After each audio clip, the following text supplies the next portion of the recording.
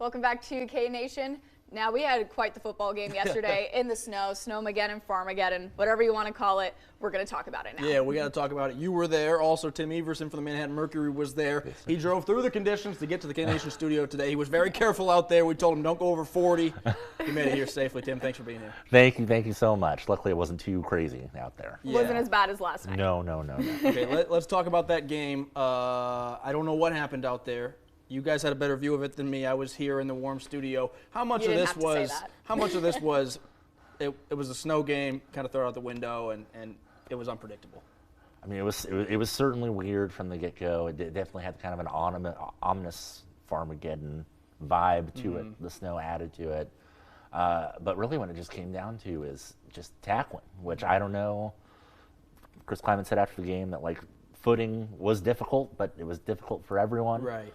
And it was one of the worst defensive games that I've seen K-State play in quite some time, and I'm sure that they're not loving themselves after last night. I don't think it's going to be a fun film study in No. that one. Like you said, the snow made it difficult to get around, but it should have made it difficult to get around for the ball carriers and the receivers too, so it was frustrating. Yeah, it makes you wonder if the conditions were the same for everyone, which it was, then why was Iowa State so much better at running through it than K-State was? And then offensively in the beginning too, struggled a little bit just to kind of figure out, I guess, how to play in these conditions maybe.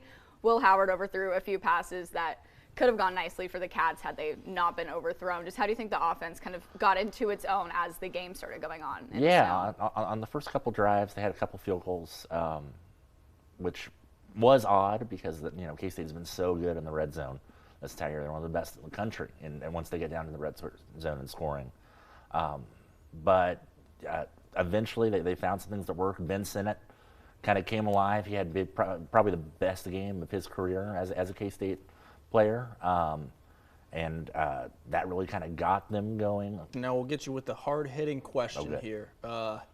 Was that Will Howard's last game at Bell Snyder Family Stadium? Oh. I will be surprised if it's not, just from the way that he handled himself going into the game, how emotional he was after that. He was just, took his time. He said goodbye to the fans.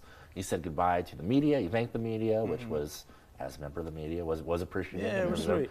A very sincere moment from him. I think that, whatever happens, whether he jumps to the NFL, whether he figures out something else, I do think that this was the last time that K-State fans will have gotten to see him at Bill Snyder Family Stadium. Wow. Absolutely. Yeah. Yeah. He's a guy, too. It's hard to predict kind of what he's going to do. Sometimes you know, sometimes you have an inclination, but I really don't know what he's going to do. Yeah, and hopefully he'll be fondly remembered. He did a lot for the program, and there were high highs and maybe low lows, but K-State football, certainly he's done a lot for K-State football. Oh, yeah. Absolutely. I mean, it'll be interesting to see where his legacy is in 10, 15 years, because he really did put a lot on the line for them and had to deal with quite a bit more criticism than maybe some of those other guys had to deal with in their definitely. time. He overcame a lot. Tough kid. Absolutely. There's a lot of those at K-State. All right, Tim, thank you so much. We really appreciate your time, and we appreciate all the insight on the bowl games. And you guys stick around because there is more K-Nation after the break.